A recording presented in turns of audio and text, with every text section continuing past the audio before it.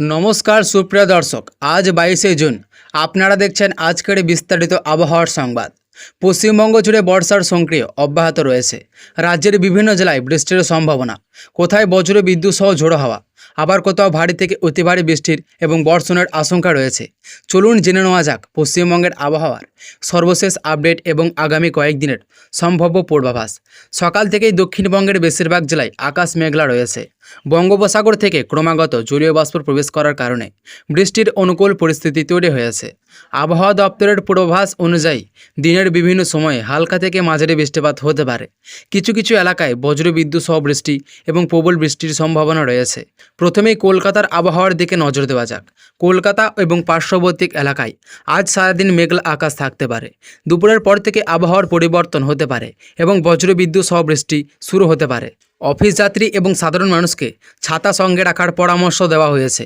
বৃষ্টির কারণে শহরের কিছু এলাকায় যানজটেরও পরিস্থিতি তৈরি হতে পারে।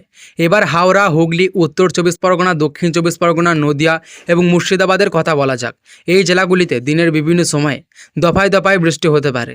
কোথাও কোথাও ঝোড়ো হাওয়ার গতিবেগ ঘন্টায় 30 থেকে 50 কিলোমিটার পর্যন্ত পৌঁছাতে পারে। বজ্রপাতের আশঙ্কা থাকায় খোলা মাঠ এবং জলাশয়ের কাছাকাছি অবস্থান না করার পরামর্শ দেওয়া হয়েছে। মুর্শিদাবাদ জেলার জন্য বিশেষভাবে বলা হয়েছে দুপুরের পর থেকে আবহাওয়া আরও অস্থির হতে পারে। জেলার বিভিন্ন প্রান্তে কালো মেঘ জমে বজ্রবিদ্যুৎ সহ বৃষ্টি নামতে পারে। কিছু কিছু এলাকায় অল্প সময়ের জন্য ভারী বর্ষণের সম্ভাবনা রয়েছে। ফলে কিছু এলাকায় জল জমার পরিস্থিতি তৈরি হতে পারে। পূর্ব ও পশ্চিম মেদিনীপুর, ঝাড়গ্রাম, বাঁকুড়া, পুরুলিয়া জেলাতেও বৃষ্টির সম্ভাবনা রয়েছে।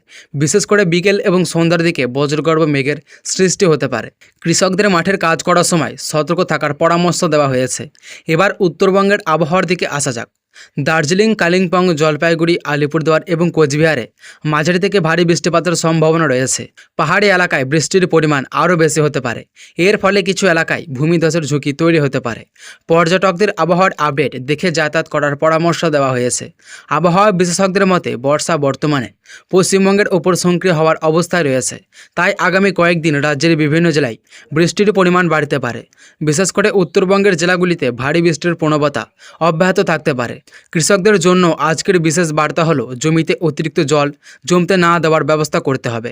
ধান, পাট এবং অন্যান্য ফসলের ক্ষতি এড়াতে জল নিষ্কাশনের দিকে নজর রাখতে হবে। বজ্রপাতের সময় কোনোভাবেই খোলা মাঠে কাজ করা উচিত নয়। মৎস্যজীবীদের জন্য গুরুত্বপূর্ণ সতর্কতা রয়েছে। সমুদ্রে যাওয়ার আগে আবহাওয়ার সর্বশেষ তথ্য জেনে নিন।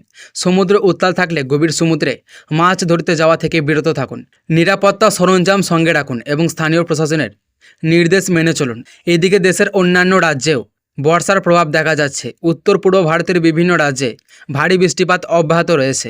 বিহার, ঝাড়খণ্ড এবং উড়িষ্যার কিছু এলাকায় বজ্র বিদ্যুৎ সহ বৃষ্টির সম্ভাবনা রয়েছে। দেশের বিভিন্ন অঞ্চলে বর্ষার কার্যকলাপ ধীরে ধীরে আরও সক্রিয় হয়েছে।